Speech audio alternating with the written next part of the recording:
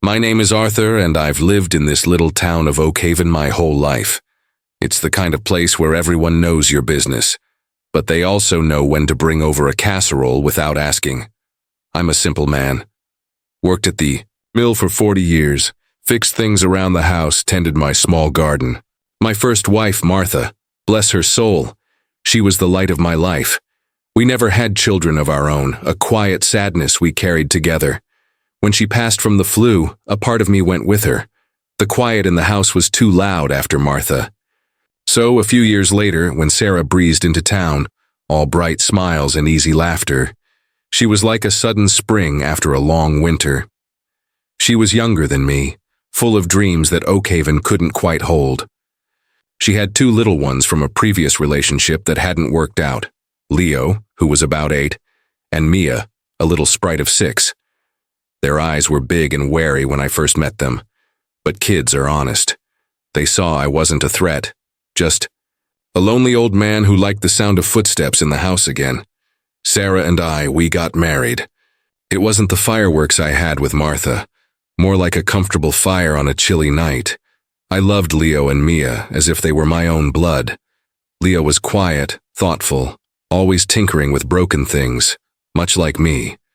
Mia was a chatterbox, full of questions, her little hand always finding its way into mine. For a couple of years, things were content. I'd come home from the mill, tired but happy, to the smell of something cooking, the kids' homework spread on the kitchen table. I thought, maybe this is my second chance at a family. But Sarah, Oakhaven, started to chafe her. She'd look out the window with a faraway expression. She talked about bigger places, brighter lights, a life where she wasn't just Arthur's wife, or the kids' mom. I'd listen, nodding, not knowing what to say. My world was right here. Her dreams were out there, somewhere I couldn't follow, not with my mill job and my roots sunk so deep in this soil. The day she left, it was a Tuesday.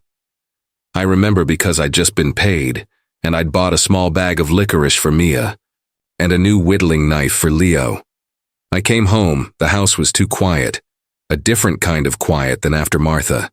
This was a sharp, cold quiet. A note was on the kitchen table, weighed down by the sugar bowl. "Arthur," it said, "I can't do this anymore. I need more. The kids will be better off. I'll send for them when I'm settled." That was it. No goodbye to them, no "I love you." Just gone. Leo and Mia were huddled in their room, their faces pale. Leo was trying to be brave for Mia, but his lip was trembling. Mia was just staring at the wall, her thumb in her mouth, something she hadn't done in years. She packed a bag, Papa Arthur, Leo whispered.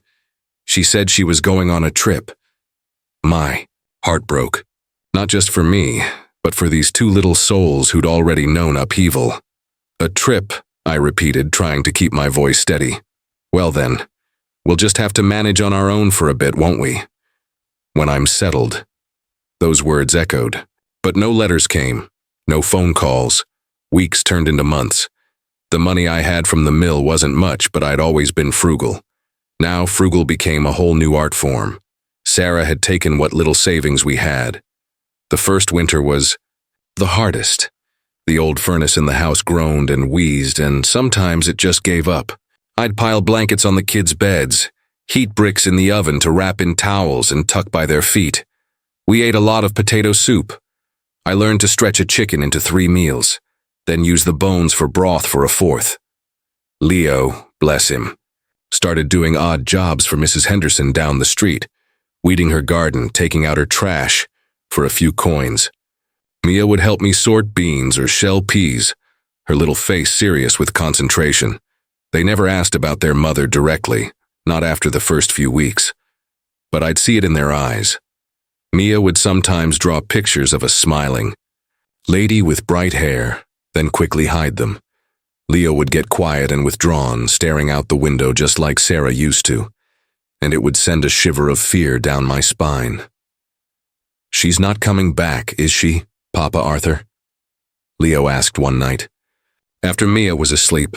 He was 10 by then, too old for his years. I looked at his earnest face, the worry lines already starting to form around his young eyes. I couldn't lie to him. "I don't think so, son," he nodded slowly. "Is it because of us?" That question, it was like a punch to the gut.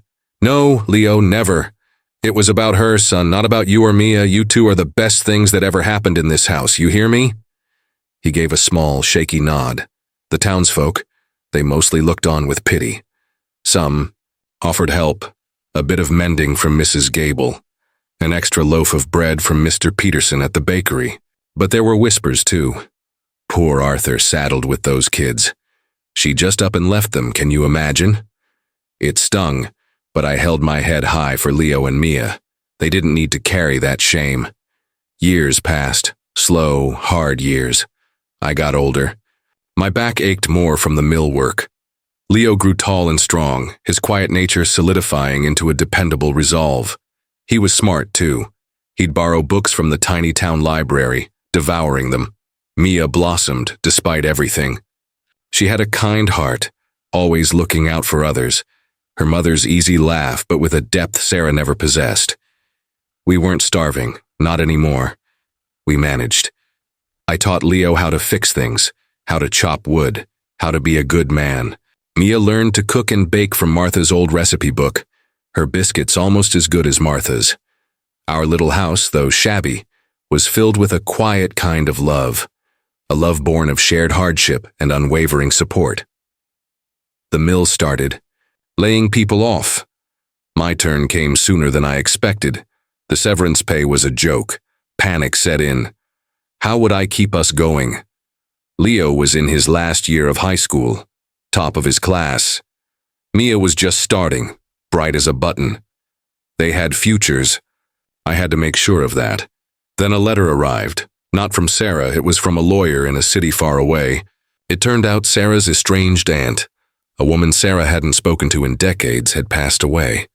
This aunt, whom Sarah had always dismissed as eccentric and reclusive, had been quietly wealthy, and in her will she'd left a significant portion of her estate not to Sarah, whom she apparently knew had abandoned her responsibilities, but to the children of Sarah, currently in the care of Arthur Jenkins. I read it 3 times, my hands shaking.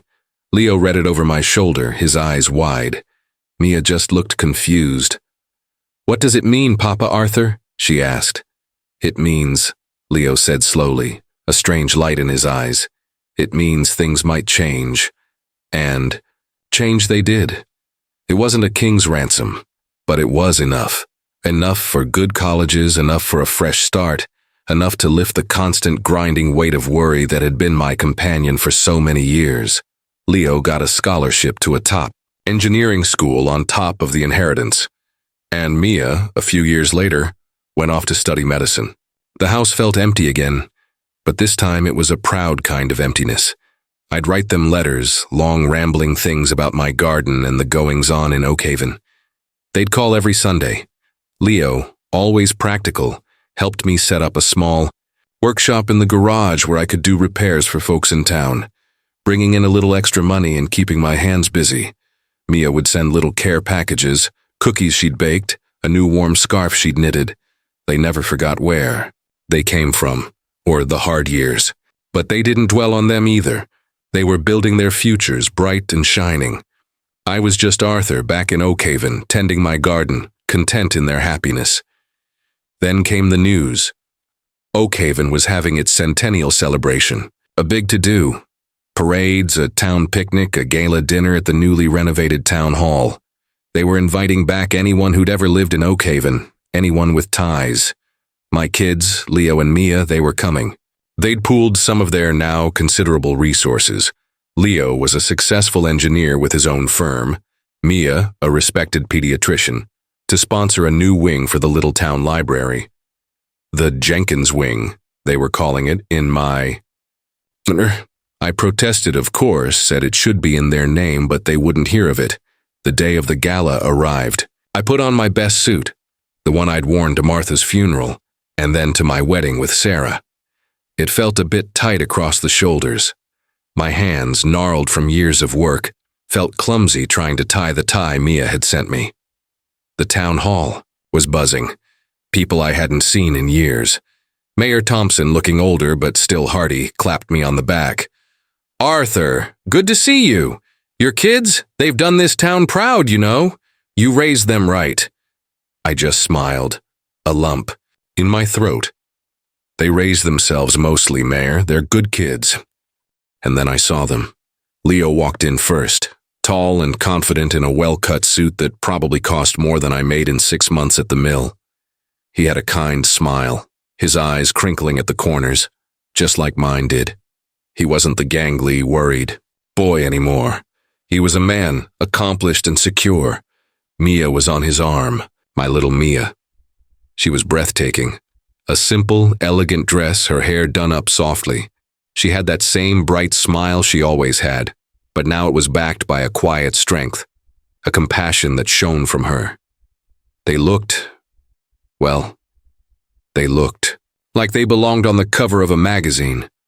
They looked like luxury, but not the flashy kind.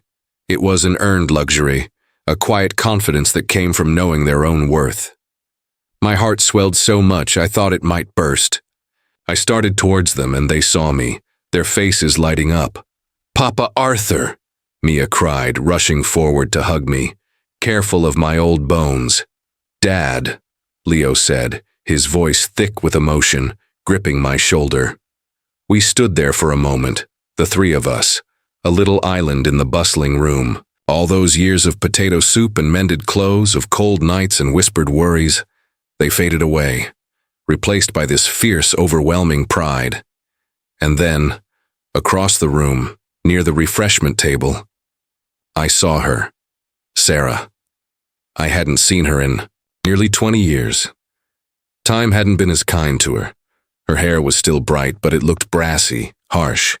Her dress was a bit too tight, a bit too sparkly, trying too hard. There were lines of discontent etched around her mouth, the same lines I remembered seeing when she'd look out our kitchen window all those years ago, dreaming of escape.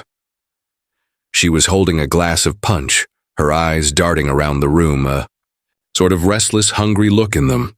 She hadn't seen us yet. Or maybe she had, and was pretending not to. Leo and Mia were talking animatedly, greeting old neighbors, accepting congratulations. They were gracious, warm. The children I knew were still there, beneath the polished exterior. Then Sarah's gaze landed on them. She froze. Her glass tilted and a bit of red punch sloshed onto the floor. Her mouth fell slightly open. She was staring at Leo and Mia, at their success, their poise, the easy way they moved in their expensive clothes, at the way people gravitated towards them, respected them. I watched her face. I saw the flicker of something. Shock, then maybe a dawning awareness. Or perhaps it was just envy. It was hard to tell. Leo and Mia, in a lull in the conversations, turned. Their eyes scanned the room and for a moment they met Sarah's. There was no hatred in their faces, no anger, just a calm, polite recognition, like looking at a stranger you vaguely recall meeting once long ago. Mia gave a tiny, almost imperceptible nod. Leo's expression didn't change. Then, they turned back to the group they were speaking, with their attention fully engaged elsewhere. It was the most devastating dismissal I had ever witnessed. Not a word spoken, no scene made. Just an acknowledgement that she existed, and then an immediate return to their lives. Lives she had no part in, lives she had chosen to abandon. Sarah stood there, rooted to the spot. The restless energy seemed to drain out of her. She looked smaller, somehow.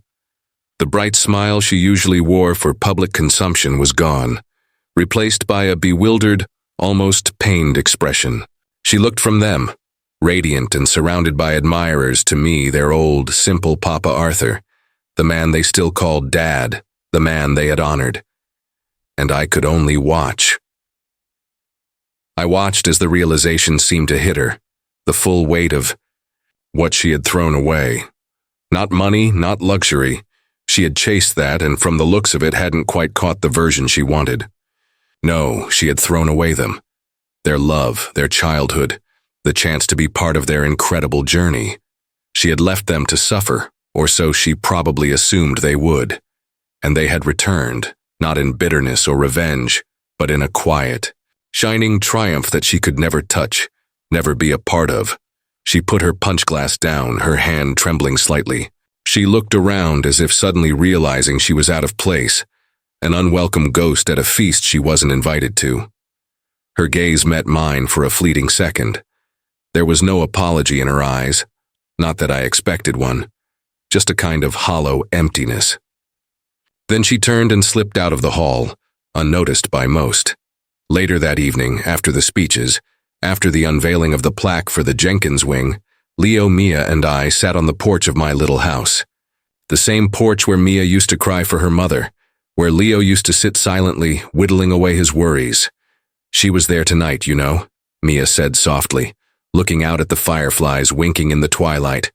"We saw her," Leo said, his voice neutral. I nodded. I saw her too. A comfortable silence settled between us. "Do you ever?" Mia began, then trailed off.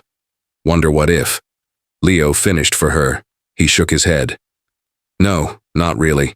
She made her choice, and because of it, we got Papa Arthur." He reached over and squeezed my arm. Mia leaned her head on my other shoulder. "He's right. We wouldn't trade you for all the world, Papa." Tears welled in my eyes, old man's tears. All the hardship, all the sacrifices, they were nothing compared to this love, this loyalty. Sarah had chased her dreams of luxury and excitement. She'd left them, thinking they'd be a burden, a reminder of a life she wanted to escape.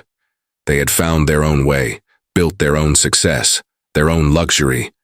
And she, who had once walked away so carelessly, could only stand on the sidelines and watch what she had so thoroughly lost.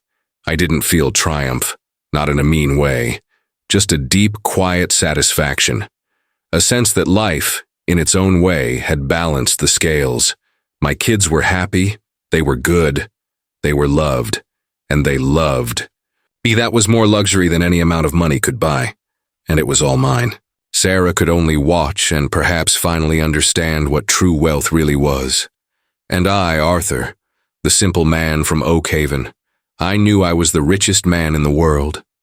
I held my children close, there on that old porch, under the quiet stars, and I knew it with every beat of my grateful heart. The suffering had been real, but the love that grew from it was even realer, and it had blossomed into something truly beautiful, something Sarah would never, ever get to share. And that, I supposed, was justice enough.